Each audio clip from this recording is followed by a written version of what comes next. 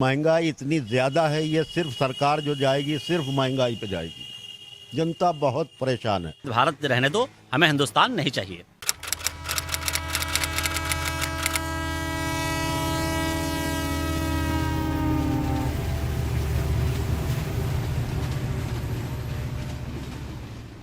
नमस्कार, आदाब।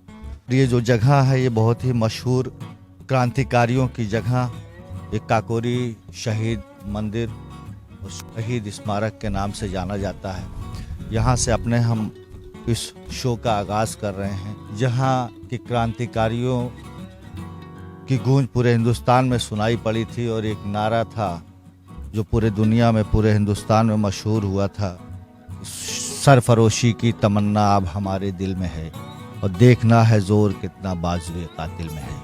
इसी नारे को लेके आज हम इस सरजमीन से आगाज़ कर रहे हैं और यहाँ से निकलेंगे तो पूरे उत्तर प्रदेश और पूरे हिंदुस्तान की आवाज़ बनने की कोशिश करेंगे। एवरी वॉइस मैटर्स, यही हम लोगों की कोशिश रहेगी कि एक आम जन की आवाज़, गरीब की आवाज़, अमीर की आवाज़, दलितों की आवाज़, किसानों की आवाज़, नौजवानों की आवाज़, महिलाओं की आवाज़, इन सब की आवाज़ बनने की कोशिश करेंगे अपने इस चैनल के माध्यम से। और जिनकी कोशिशों के ज़रिए हम लोगों को आज आज़ादी मिली है और ये जो बोलने की भी आज़ादी हमें मुहैया कराई गई है, ये भी कहीं ना कहीं इन्हीं क्रांतिकारियों की देन रही कि जो आज हम खुल के बोल सकते हैं, आज़ादी से अपनी बात रख सकते हैं। हालांकि आज़ादी के ऊपर अब तमाम तरह की बातें भी हो रही हैं, उसके गहराई में मैं जाने की कोशिश नहीं कर रहा हूं। जो असली आज़ादी हम लोगों को मिली है, हम उन्हीं असली आज़ादी की बात अपने चैनल के माध्यम से आप लोगों तक पहुंचाएंगे। आप लोगों से दुआ की और आशीर्वाद की अपेक्षा करते हैं। अभी हम लोग यहाँ पे चाय पे चर्चा कर रहे थे, चाय की चुस्कियाँ ले रहे थे। उसी चाय की चुस्की में बैठे बैठे एक बात भाई साहब ने बताई है, राजेंद्र सिंह जी ने।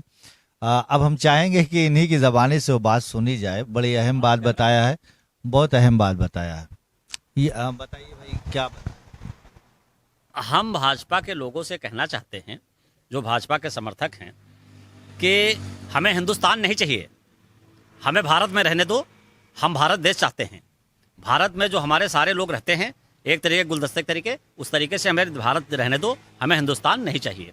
बहुत अच्छी बात आपने कही है कि हमें हिंदुस्तान नहीं चाहिए, हमें भारत चाहिए और हमें भारत में ही रहने दो। एक गुलदस्ते की तरह जैसे हम लोग रहते चले आए हैं, उसी तरीके से हमें एक ही जिसे अलग अलग रंग के फूल होते हैं और एक ही वो डोर में पिरोए जाते हैं, वैसे ही जो है राजेंद्र साहब का कहना है कि हमें उसी तरीके से रंग बिरंगे फूल की तरह एक माले में जो है होना चाहिए।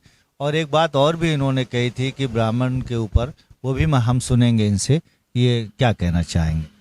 हमारे जो भारतीय जनता पार्टी के लोग हैं वो हिंदू राष्ट्र बनाने की बार बार बात करते हैं, जातियों की बात बार बार करते हैं, दलितों की बात करते हैं, पिछड़ों की बात करते हैं। हम भाजपा के लोगों से और प्रधानमंत्री जी से अनुरोध करते हैं कि आप किसी को दलित मत कहो, किसी का दलित कह के अधिकार मत दो, किसी का बैकवर्ड कह के मत दो। भारत में एक जाति बना दो, ब्राह्मण। किसी को हिंदू मत बनाओ, आप ब्राह्मण बना दो, ताकि कोई किसी का भेदभाव न रह जाए। एससी जिसको आप दलित कहे हो वो कहीं कमरा किराए पर ले तो उसे कोई अपमानित ना करे, उसे कहीं पर कोई मकान देने में, बगल में उसके मकान खरीदने से ना हिचके कि हम पर हाजिर एक्ट लगा देगा। आप सबको ब्राह्मण बना दो। मस्त सरकार से अनुरोध है, एक जाति, एक राष्ट्र, एक जाति, ब्राह्मण। बहुत अच्छी बात कही कि इससे तो छुआछूत भी खत्म हो जाएगा। और चूंकि ब्राह्मण अगर किसी चीज़ को छू लिया तो वो सबके लिए पवित्र हो गया, और फिर आप सबको ब्राह्मण बना देंगे तो फिर छुआछूत खत्म हो जाएगी और ऊंच नीच खत्म हो जाएगी, और दलित और पिछड़ा और अपर कास्ट, ये सब चीज़ें खत्म हो जाएंगी। बहुत छोटे में बहुत अच्छी बात बताई है, ये हम सबको सबक लेने वाली बात है। चलिए, आपका क्या नाम है? अरे हमारा गंगाराम ना। गंगाराम जी। यहीं के हैं। जी। क्या लगता है कि आम के फसल से आम को यहाँ फसल में आप 3-3 साल तेरे कुछ हो नहीं रहा, दवाई था छिड़कत परेशान हो जाओ, कीड़ा कोई मरता ही नहीं है। वो है इतना हम लोग वहाँ जैसे कोरोना नहीं बताओ चला। अच्छा, इतना एक सवाल मैं कर रहा हूँ कि पहले आम की जो फसल होती थी, हाँ। क्या वो विदेशों में जाती थी, अब नहीं जा रही क्या? नहीं बे, पहले हम विदेशों में यहाँ जात रहे। तो उसका दाम अच्छा मिलता? हाँ, दाम बढ़िया मिलत रहा है। उसके बाद में तब आम को में यहाँ कोई मतलब कीड़े पीड़ा नहीं लागत रहा। और आज 3-4 साल तेरे तो बिल्कुल ही किसान सब बिल्कुल बेकार है हो चला जा रहा है। और वो कोई बता रहा था कि दवा जो है वो नकली भी मिल रही। हाँ सर, दवाई नकली ही है, तब तो कीड़ा नहीं मर रहा है। छिड़को उसके बाद में वो इतना फिर रेंग रहा, सुबह को फिर वही से सब। आवारा पशुओं को भी लेके बहुत बड़ी समस्या है यहाँ के किसानों के। और जो यहाँ के बागबानी का इलाका है, ये मलिहाबाद का क्षेत्र है, आम की भी यहाँ के आम के बागवानी जो है बहुत बड़े पैमाने पे की जाती है और बड़ी आत्मनिर्भरता उस पे है। लेकिन यहाँ के किसान बता रहे हैं कि अब जो कीड़े लग जा रहे हैं और कीड़े से जो नुकसान हो रहा है और जो दवाओं का छिड़काव हो रहा, वो भी बहुत नकली दवाएं आ रही हैं, जिसमें पैसा भी चला जा रहा है, घर का भी पैसा चला जा रहा है और फसल वैसे की वैसे रही है। मैं चाहूँगा कि सरकार से इन सब बातों पे ध्यान दें। क्या लगता है जो मौजूदा सरकार है वो महंगाई और बेरोजगारी और ये जो किसानों का मुद्दा है, इन सब चीज़ों पे काम सही कर रही है या सही नहीं कर रही? बिल्कुल 2 कौड़ी की सरकार जाना तय है। बिल्कुल सरकार जानता है? जनता बहुत त्रस्त है।